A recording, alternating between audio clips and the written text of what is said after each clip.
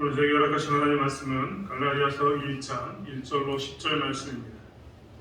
갈라디아서 1장 1절로 10절 말씀. 제가 준 성경으로는 신약 성경 400페이지에 있습니다. 갈라디아서 1장 1절로 10절 말씀입니다.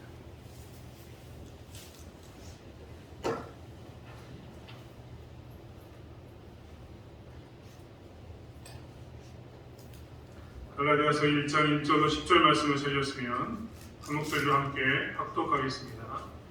사람들에게서 난 것도 아니요 사람으로 말미암은 것도 아니요 오직 예수 그리스도와 그를 죽은 자 가운데서 살리신 하나님 아버지로 말미암아 사도된 바울은 함께 있는 모든 형제와 더불어 갈라디아 여러 교회들에게 우리 하나님 아버지와 주 예수 그리스도로부터 은혜와 평강이 있기를 원하노라.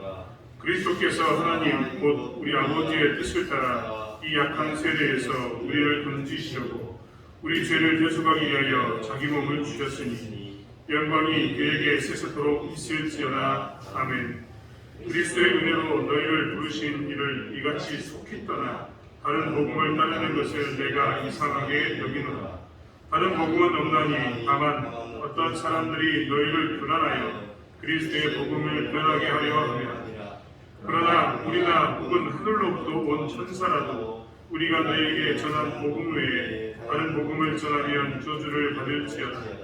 우리가 전에 말하였거니와 내가 지금 다시 말하노니 만일 누구든지 너희가 받은 것 외에 다른 복음을 전하면 저주를 받을지어다. 이제 내가 사람들에게 좋게 하랴 하나님께 좋게 하랴 사람들에게 기쁨을 구하랴 내가 지금까지 사람들의 기쁨을 구하였다면 그리스도의 종이 아니니라. 아멘.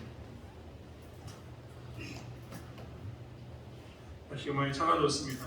교회 나오실 때도 따뜻하게 입고 나오셨으면 좋겠고 감기 조심하시고 질병 다른 부분에 있어서도 건강관리를 잘 하셨으면 좋겠습니다.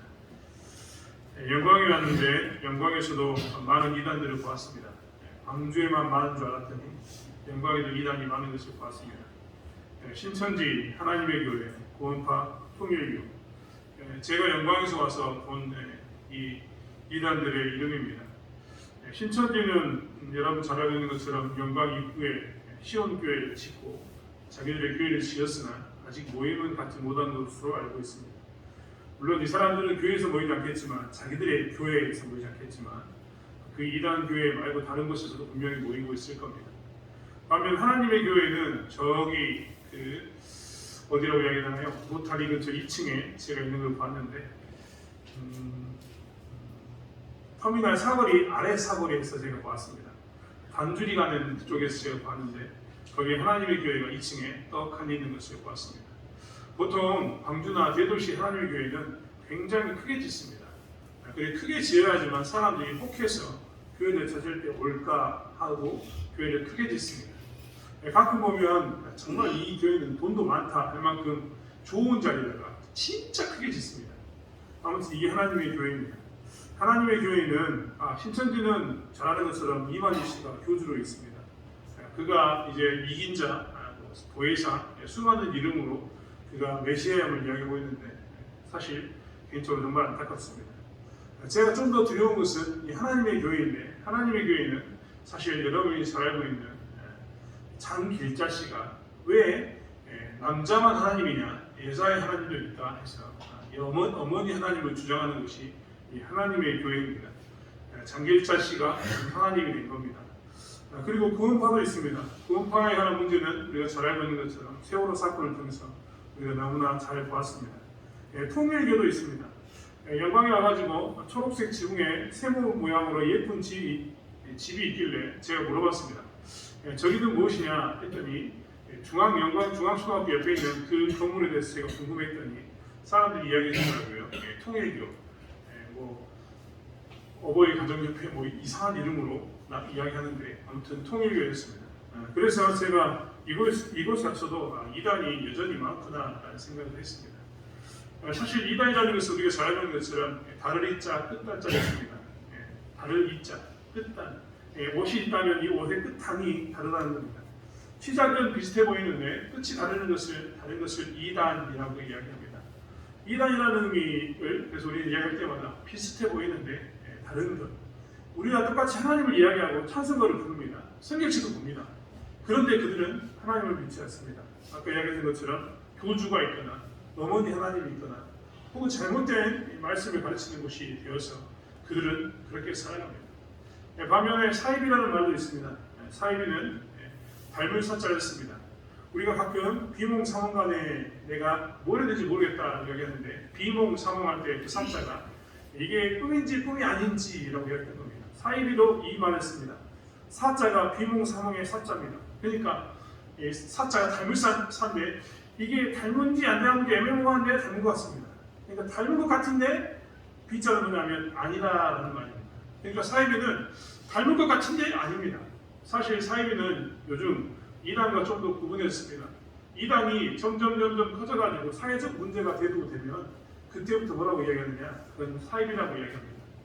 1992년 10월 28일 다미성교회가 그때 예수님이 재림한다고 이야기했는데 예수님이 재림한다라고만 이야기했던 다미성교회는 처음에는 이단이었습니다.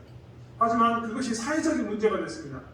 뉴스에서 나올 만큼 큰 아주 그냥 떠들썩한 사회 문제가 됐습니다.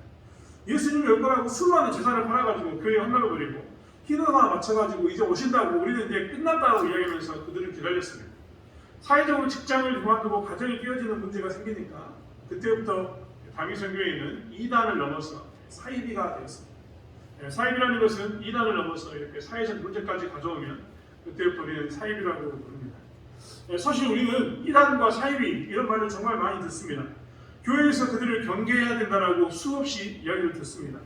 조심해라 이단, 거기 오면 안 된다라고 이야기합니다. 저희 교회도 분명히 입구에 보면 신천지나 잘못된 이단들의 출입을 금한다는 표식이 남아있는데요. 그만큼 교회는 항상 경계합니다. 못 들어오게 이야기하고 경자가 깨어있으라고 하는 말인데 너희들이 자지 말고 깨어서 그것을 지켜라. 그것 가운데 절대 들어가지 못하도록 너희들이 노력해라 라고 늘 이야기하는 것이 이단과 사입입니다. 심지어는 어떤 목사님들은 이것에 대해서 분노하면서 싸우기도 합니다. 도대체 우리는 그렇다면 교회는 왜 이렇게 이단과 사입에 대해서 분노하고 화를 내면서 경계하는 그 가운데 있을까요? 사실 우리는 오늘 본문을 통해서 보면 사도 바울이 굉장히 심한 말로 이야기하고 있는 것을 알 수 있습니다. 사도 바울은요, 오늘 본문을 통해서 8절과 9절에 보면 저주에 관한 이야기를 계속합니다. 너희들이 다른 복음을 전하면 저주를 받을 것이다.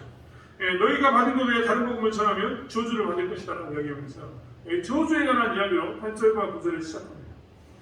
원래 모든 우리 편지에는 이 순서가 있지 않습니까?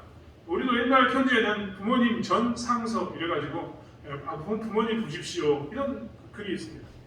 또 우리가 편지를 쓸 때는 어머니 아버지께 엄마에게 아빠에게 그동안 잘 계셨습니까? 날씨가 추운데 건강 어떠십니까? 이런 문안이 있고 인사가 있는데 오늘 사도 바울은 다른 복음서에서는 이 교회에 대한 감사를 표시하고 문안을 표시했는데 오늘 갈라디아서는 그런 게 없습니다. 감사에 대한 표시가 있는 게 아니라 바로 뭘 이야기하느냐? 분노 가운데서 너희들이 다른 복음을 전하면 이 저주를 받을 것이다 라고 이야기하면서 거의 사도 바울의 이야기를 현장에서 들었다면 폭언, 굉장히 거친 말처럼 되는 그 말을 편지에 썼습니다. 저주를 받을 거다. 이를 그러면 절대 안 된다. 저주를 받을 거다 이런 말을 썼다는 겁니다.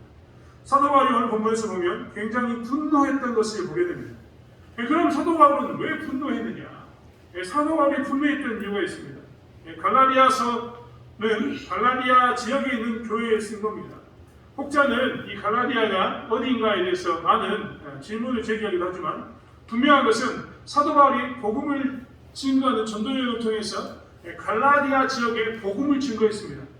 그랬더니 이방인들로 즉 유대인이 아닌 하나님에 대해서 그동안 한 번도 들어보지 못했던 사람들이 어떻게 됐느냐? 이 사도 바울의 복음을 증거를 통해서 하나님에 대해서 관심을 갖게 되고 특별히 사도 바울이 전하는 복음에 대해서 예수 그리스도를 그들의 주로 고백하는 놀라운 역사가 나타나게 됩니다. 그래서 사도 바울은 기쁜 가운데 그곳에 교회를 세우고 오늘 본문에 의하면 교회를 하나만 세운 게 아닙니다. 2절에 보니까 함께 있는 모든 형제와 더불어 갈라디아 여러 교회들에게라고 표현하는 걸 보면 교회를 여러 개 세웠습니다. 갈라디아 지역에 교회를 여러 개 세웠다는 겁니다. 복음을 통해서 열심히 복음을 전해서 그 지역에 많은 교회를 세웠습니다. 그런데 사도 바울은 오늘 분노하고 있습니다. 이 저주를 이야기하면서 분노하고 있습니다. 그 이유는 무엇이냐? 이 지역에 이단들이 찾아와서 이단들이 들어와서 어떻게 했느냐? 복음으로 세운 교회들을 흔들어 놓았기 때문입니다. 사실 이단들이 찾아가지고 교회를 흔들면 좀 우리가 든든한 교회였다면, 튼튼한 교회였다면, 예를 들면 우리 교회처럼 한 60년 이상 되는 교회가 된다면 그동안 들었던 풍월, 제가 표현 죄송하다고 표현했는데 들었던 것이 있으니까 이단들이 이야기하면 뭔가 좀 이상한데 잘못된 건 아니야? 라고 이야기했을 텐데 이 갈라디아 지역에 있는 교회는 이방인들, 그동안 하나님에 대해서 듣지 못했던 사람들이었습니다. 그들이 복음을 받아들였는데 복음을 받아들여가지고 이제 막 잘하는 그들에게 이단이 와서 그들을 흔드니까 어떻게 했느냐? 그들이 흔들렸습니다.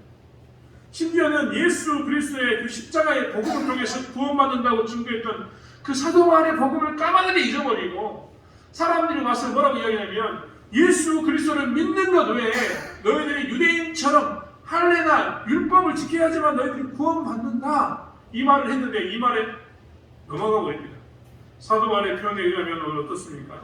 사도 바울이 6절에 이렇게 표현했습니다. 그리스도의 은혜로 너희를 부르신 이를 이같이 속히 떠나 다른 복음을 따르는 것을 내가 이상하게 여기노라. 복음을 들었던 그들이 어떻게 되냐면 예수 그리스도의 십자가의 복음, 예수님을 믿음으로 구원받는다는 그 복음 외에 다른 사람들이 이단이 와서 흔들리니까 어떻게 했다고요? 속히 떠났다. 그러니까 그 말을 듣자마자 어떻게 했습니까? 흔들려서 예수 그리스도의 복음을 저버린 겁니다. 오직 예수 그리스도의 십자가의 복음을 통해서 우리가 구원받는다는 것을 버리고 거기에다가 뭘 했느냐? 율법을 지키고 할 일을 해야 되는구나, 그래야 구원받는구나, 이런 식으로 그들이 왜곡된 복음을 받아들였다는 겁니다. 사도 바울은 이것에 대해서 분노했습니다. 사도 바울은 그러면 왜 이 복음이 이단들이 와서 복음을 증거하는 것에 대해서, 이단들이 와서 복음을 방해하는 것, 사도 바울의 표현에 의하면 다른 복음, 잘못된 복음을 전하는 것에서 분노했을까요?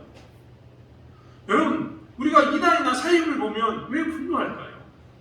한번 생각해 보겠습니까? 오늘 사도 바울이 지냈던 이 지역에 찾아왔던 사람들은 누구냐면 사도 바울이 복음을 증거하고 딱 복음을 증거해서 그 사람이 교회를 세워놓고 가고 난 이후에 사도 바울이 다시 떠난 그 시점에 이곳에 찾아온 사람들은 누구였느냐? 유대인들이었습니다. 유대인들이 찾아와서 뭘 했느냐? 그들의 전통을 가르쳤던 겁니다. 할례와 율법도 해야 된다고 유대인들이 가르쳤습니다. 그리고 교회는 어떻게 됐냐? 이방인들 중심이었던 교회는 영향력을 미치는 사람들로 유대인들이 나타나기 시작했습니다. 사실 사도 바울의 근처에도 누가 있었느냐? 유대인들이 굉장히 많았을 겁니다. 그렇지 않습니까? 이럴 때 그냥 걔가 좋은 게 좋은 거라고 부딪히지 않고 복음을 전하는 그들과 다른 복음을 전하는 그들과 부딪히지 않고 살 수도 있었지만 사도 바울은 분노합니다. 그리고 분노를 표현합니다. 저주받을 거라고 이야기하면서 그들의 강력한 분노를 표현하고 있는 것이 저는 이 본문의 모습입니다. 왜 사도 바울은 이렇게까지 분노하면서 저주를 운운하면서 그동안 자기가 썼던 표현법을 다 띄워놓고 다 버리고 난 후에 정말 이 다른 복음을 전하는 것에 대해서 이렇게 화를 냈을까요? 당연한 것 아닙니까? 하고 이야기하면 맞습니다. 당연한 겁니다. 잘못 가르쳤으니까 당연한 거죠. 그러면 한번 따져보자는 겁니다. 무엇이 잘못됐을까요? 다른 복음이 들어오면 예수 그리스도의 복음을 무시하고 예수 그리스도의 십자가의 복음을 무시하고 그것을 믿지 말라라고 이야기한 게 아니라 그것도 믿고 할례도 지키고 율법도 지켜야 된다라고 이야기하는 건데 이 복음에 대해서 왜 사도 바울은 화를 냈을까요? 사도 바울이 화를 낸 이유는 여러 가지가 있습니다만 그 중에 그가 화를 냈던 이유는 그분의 의도가 왜곡되었기 때문입니다. 그분의 의도가 왜곡되었다는 겁니다. 왜곡이 무슨 말입니까? 굽어서 꺾었다는 말입니다. 자기들 마음대로 편하게 굽게 만들었다는 건데 여기서 말하는 그분의 의도는 누굽니까? 그분은 누굴까요? 그분은 하나님이십니다. 다른 복음을 전하는 사람들이 했던 것은 무엇이냐면 그분의 의도, 즉 하나님의 의도를 왜곡했다는 겁니다. 하나님의 의도는 무엇이었습니까? 하나님께서 이 땅에 그의 아들을 보내셨던 의도는 뭐였습니까? 그의 아들을 그냥 보내신 게 아니라 그의 아들을 보내서 희생, 즉 십자가에 죽게 한 하나님의 의도는 무엇이었습니까? 하나님은 왜 굳이 그의 아들을 십자가에 죽게 하셨습니까?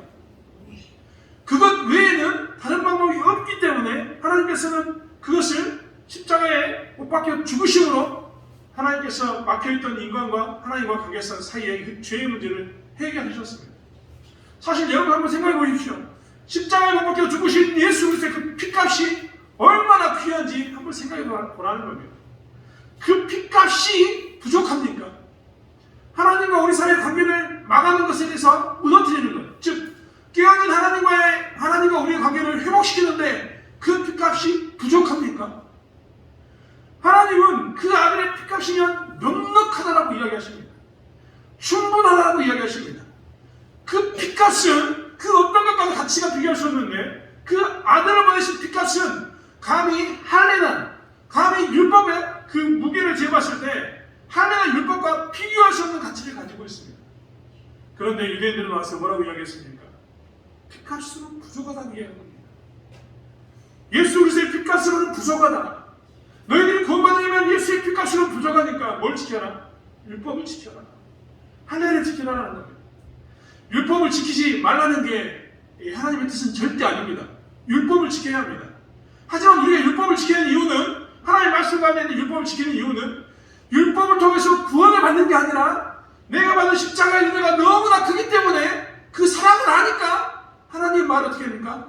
들어지게 되는 겁니다. 사랑하니까 순종하는 거지 그 말씀을 지킴으로 구원을 받는 게 절대 아니라는 겁니다. 십자가의 사랑이 얼마나 큰지를 아니까 그 대가를 아니까 우리는 율법을 지키는 겁니다. 그런데 이 이단들은 뭐라고 얘기하냐면 복음으로는 부족하다. 핏값으로는 부족하다. 율법과 할례가 있어야만 너희들이 구원을 받는다라고 강조했던 겁니다. 즉 하나님께서는 충분하다. 그것밖에 없다라고 이야기했는데 이단들은 그것에 대해서 부족하다. 다른 방법이 있다라고 이야기한 겁니다. 사실 오늘날 우리들에게 있어서 굉장히 어려운 문제가 하나 있는데 그것은 가짜 뉴스라는 문제입니다. 뉴스라는 말이 새로운 소식이라는 뜻입니다. 새로운 소식들을 모아서 우리 뭐라고 얘기하면 전해주는데 그것을 뉴스라고 이야기합니다. 신문이라는 말이 있는데 신문도 새로운 소식입니다. 뉴스란 말을 다른 말로 이야기하면 신문이란 말입니다. 새로운 소식을 듣는 게 뉴스입니다. 그렇기 때문에 새로운 소식은 항상 정확해야 합니다. 똑바로 바른 사실만을 전달해 줘야 됩니다.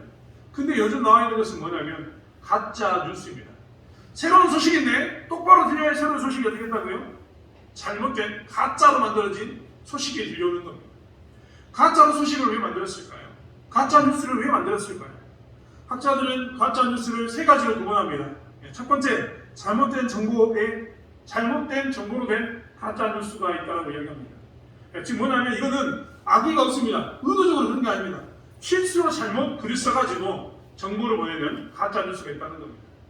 이것은 충분히 이해해 줄 수 있습니다. 용서를 구하면 용서해 줄 수 있습니다. 하지만 조작된 정보도 있습니다. 조작된 뉴스가 있다는 겁니다. 그것은 의도를 가지고 악의를 가지고 거짓된 말을 만들어서 꾸며내는 것은 조작된 신문, 조작된 정보입니다. 이런 가짜 뉴스는 사실 범죄 행위입니다. 범죄 행위. 남을 속이기 위해서 만드는 가짜로 만든 소식을 가지고 사람들을 속였기 때문에 악의를 가지고 유포했기 때문에 이것은 범죄 행위가 됩니다. 조작된 정보는 그래서 나쁜 겁니다. 하지만 이것보다 더 나쁜 것이 있습니다. 그것은 악의적 신문입니다. 악의적 정보라는 게 있다는 겁니다. 이것은 뭐냐면 정보 내용은 사실입니다. 근데 그 사실을 교묘하게 편집했습니다. 그래가지고 어떻게 합니까? 악의를 가지고 그 사람의 명예를 훼손시키는 겁니다. 오늘 우리는 이 지금 갈라디아 교회 이단들의 모습을 보면 그들이 이 조작된 정보나 악의적 정보를 가지고 지금 잘못된 이 가짜 뉴스를 가지고 복음을 훼손시키는 것을 보고 있습니다. 여러분 한번 생각해 보십시오. 십자가에 못 박혀 죽으신 그 십자가의 사랑을 강조하지 않는 게 아닙니다. 이야기합니다. 즉 사실을 이야기합니다. 그런데 거기다 뭘 섞었다고요? 거짓도 섞었습니다. 그러니까 그것을 받아들인 사람 입장에서는 무엇이 생깁니까? 갈등과 혼란이 생기는 겁니다. 가짜 뉴스의 가장 무서운 것은 무엇입니까? 바로 이 진실과 거짓이 같이 섞여 있기 때문입니다. 예수 그리스도의 십자가의 사랑을 아예 무시하면 예수 그리스도는 없다라고 무시해버리면 우리는 크게 반발할 겁니다. 아니 예수님이 십자가에 못 박혀 죽으셔서 나를 위해 죽으셨는데 그게 무슨 말이냐라고 우리는 반발할 겁니다. 그런데 이 가짜 뉴스를 만들었던 이 이단들이 무엇을 했냐면 예수님이 십자가에 못 박혀 죽으신 것은 맞다. 그런데 부족하다. 그러기에 할례와 율법을 지켜라라고 이야기했던 겁니다. 이렇게 되면 어떻게 됩니까? 이런 가짜 정보가 들게 되면 좀 전에 말씀드렸던 것처럼 십자가의 은혜로 충분한데 십자가의 은혜로 부족한 것이 됩니다. 즉 하나님께서 그의 아들 독생자 예수를 보내서 우리의 죄를 위해서 죽게 하신 그 희생의 가치가 어떻게 됩니까? 희생의 그 가치, 그 크기가 사라지게 된 겁니다. 사람들이 자꾸 가짜 뉴스를 하게 되니까 그 가치가 줄어들게 되었다는 겁니다. 또한 그것만 있습니까? 가짜 뉴스를 만든 사람들은 항상 무엇을 하느냐? 마땅히 가야 할 신뢰를 빼앗아옵니다. 즉 우리가 예수 그리스도의 십자가에 못 박혀 죽으신 십자가의 은혜가 있다는 것을 우리가 기억하고 그것으로 충분하다라고 고백하게 되면 우리의 십자가의 은혜 때문에 감사하게 되고 십자가의 은혜를 의지하게 됩니다. 그래서 우리는 고백할 때마다 천국에 의지 없어서 하고 하나님 앞에 나오게 됩니다. 나의 능력은 부족하기 때문에 십자가가 필요합니다라고 예수 그리스도의 보혈의 은혜가 필요하다고 보혈을 찬양하며 보혈을 부르짖게 됩니다. 그런데 가짜 뉴스에 미혹당하게 되면 예수 그리스도의 보혈을 찾는 게 아니라 뭘 찾겠습니까? 율법을 찾습니다. 할례를 찾습니다. 즉 하나님에 대한 신뢰를 빼앗아 와서 나에 대한 신뢰를 바꿔버립니다. 이것이 잘못된 복음, 다른 복음의 폐해입니다. 이단들의 폐해입니다. 그렇기 때문에 사도 바울은 오늘 모든 격식을 깨뜨리고 분노하면서 저주받을 거다라고 선포했던 겁니다. 여기서만 끝납니까? 하나님에 대한 영광을 가린 것으로만 끝나는 게 아니라 하나님의 의도를 왜곡하는 것으로 끝나는 게 아닙니다. 다른 복음, 가짜 뉴스가 섞여 있는 진실과 거짓을 섞어서 주는 이 이단들의 이 복음은 신자들에게도 엄청난 영향을 줍니다. 개인적인 사람들이 어떻게 되냐면 이 갈등 가운데 빠지게 된다는 겁니다. 오늘 7절의 말씀도 그렇습니다. 다른 복음은 없나니 다만 어떤 사람들이 너희를 교란하여 그리스도의 복음을 변하게 하려 한다. 즉 어떻게 됩니까? 다른 복음을 먹게 되면 우리는 흔들리게 됩니다. 혼란 가운데 빠지게 된다는 겁니다.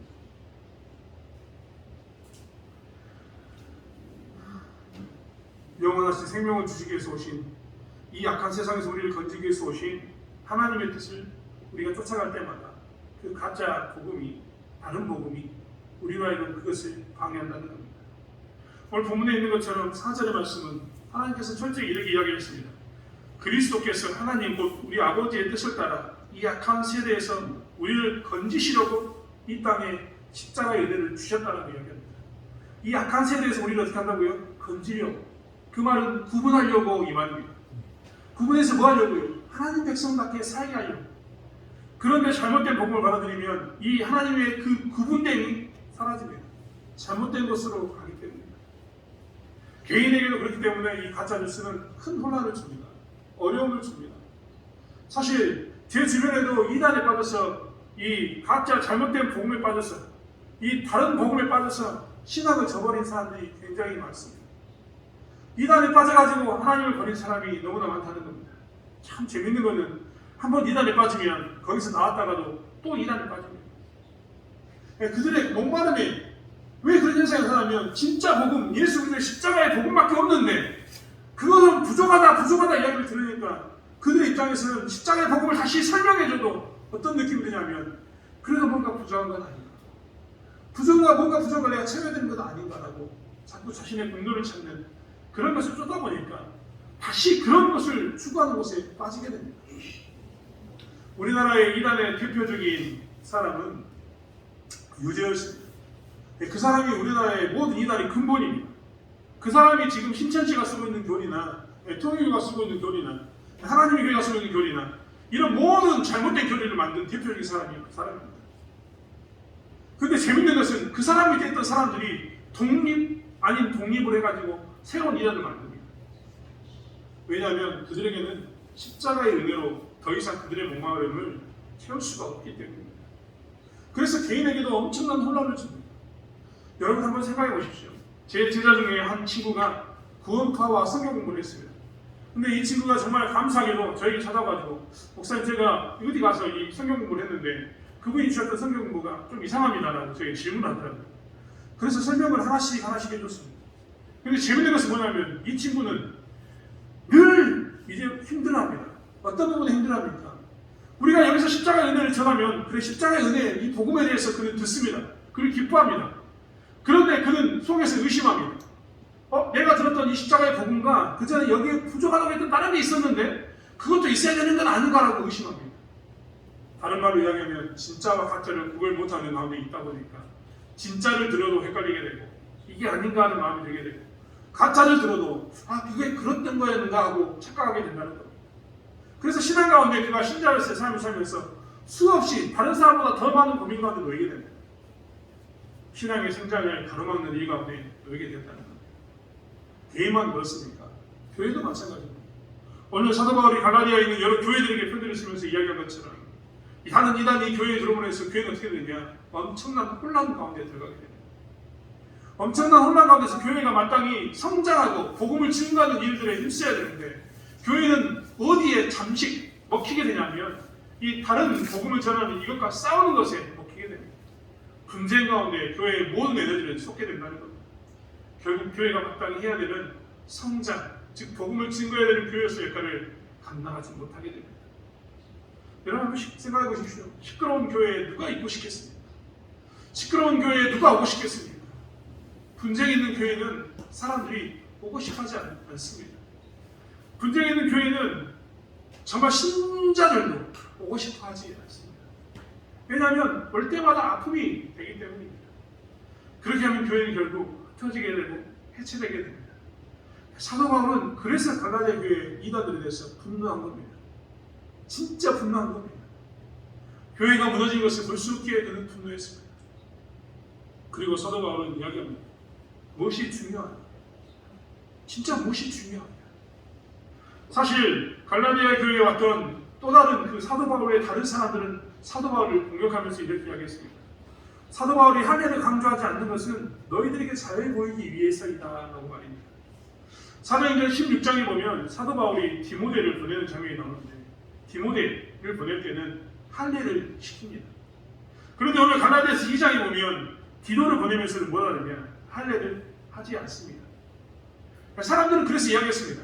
사도 바울은 한 제자에게는 할례를 시키고 한 사람에게는 할례를 행하지 않는 정말 기준이 없는 삶을 살고 있다라고 공격했습니다.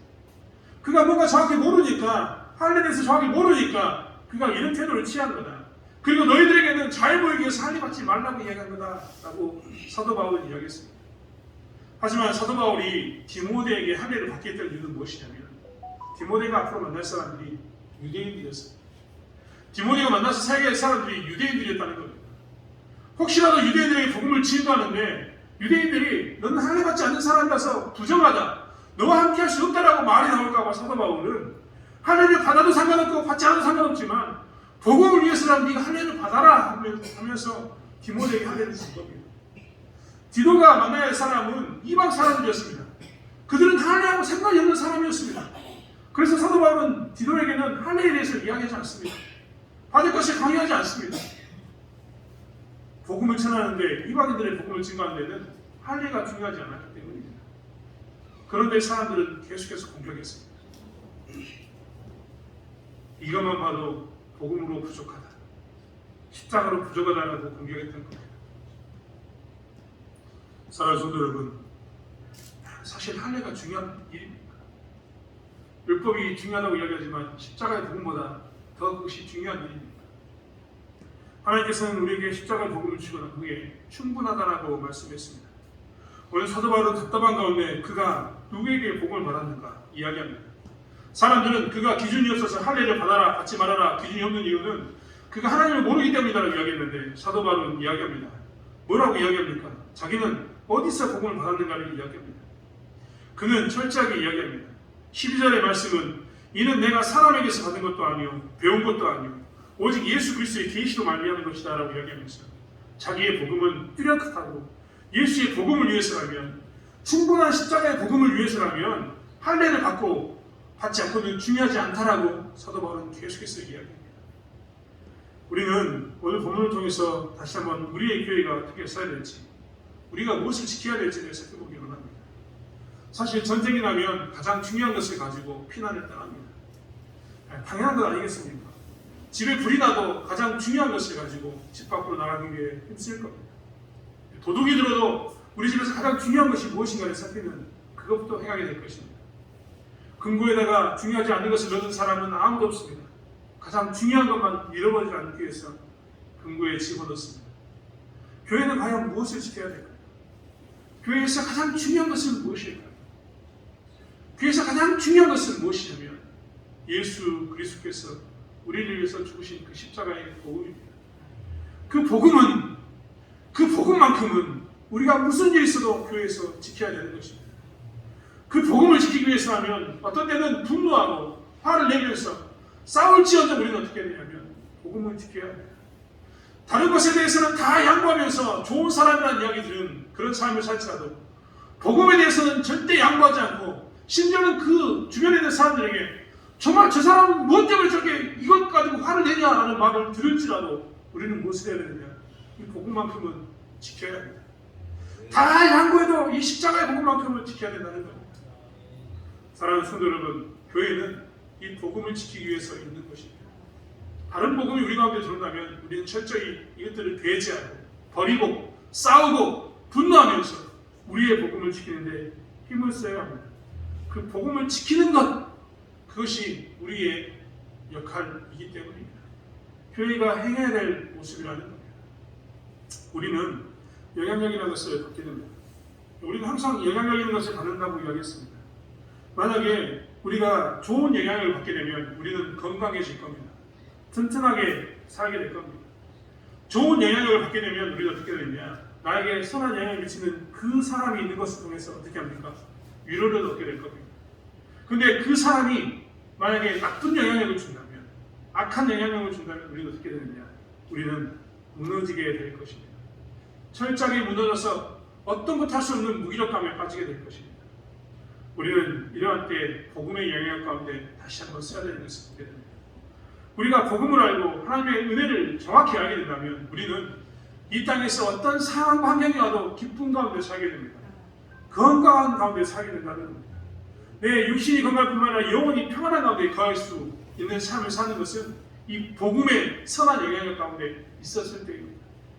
사랑하는 성도 여러분, 그렇기 때문에 교회는 더욱더 이 복음을 지켜야 되고 우리는 이 복음을 지키는 삶을 살아야 합니다. 우리 대창교회가 다시 한번 복음을 지키기를 원합니다. 그리고 우리 대창교회를 통해서 사람들이 복음을 보고 저 교회에 있는 저 복음이라면 내가 건강해질 것이다.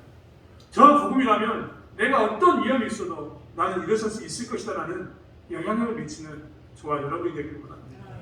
또한 우리 개인의 삶을 통해서 우리가 복음을 지키기를 원합니다. 나의 삶을 통해서 복음을 지킴으로 해서 다른 사람들이 입술 가운데서 저가 믿는 하나님이라면, 저가 믿고 있는 복음이라면 나의 삶도 건강해지고 나의 삶도 평안해질 것이다 라는 말을 듣는 저희의 삶을 살기를 원합니다. 사랑하는 성도 여러분, 지금은 무엇보다도 복음을 지켜야 할 때입니다. 잘못된 복음을 막아내고 참된 예수 그리스도의 십자가의 복음만을 지키는 삶을 살아야 할 때가 지금인 것을 보게 됩니다. 싸우고 다투고 화를 내면서라도 심지어는 저주를 하면서라도 우리가 지켜야 할 것은 오직 복음밖에 없음을 다시 한번 기억하는 저와 여러분이 되기를 원합니다. 많은 사람들이 10원짜리 하나를 손해보면 화를 냅니다. 만원짜리 하나를 손해보면 분노합니다. 더 큰 돈을 잃으면 세상이 떠나는 것처럼 살 수 없노라고 억울하다고 이야기합니다. 우리는 복음을 잃었을 때 어떠한 반응을 하고 있을까요?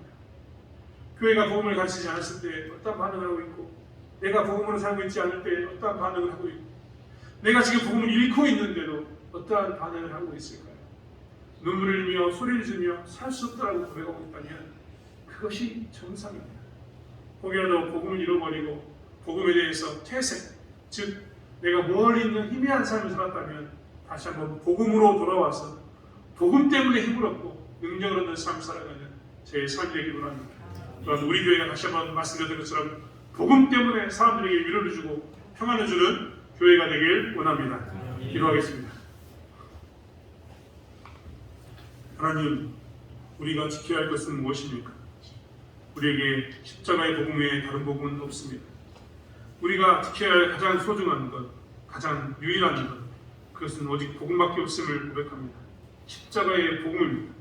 우리의 기쁜 소식은 이 복음인데 우리가 이 땅에 살아가면서 이 복음을 지키게 도와주시고 우리 교회가 복음을 지키게 하여 주시옵소서.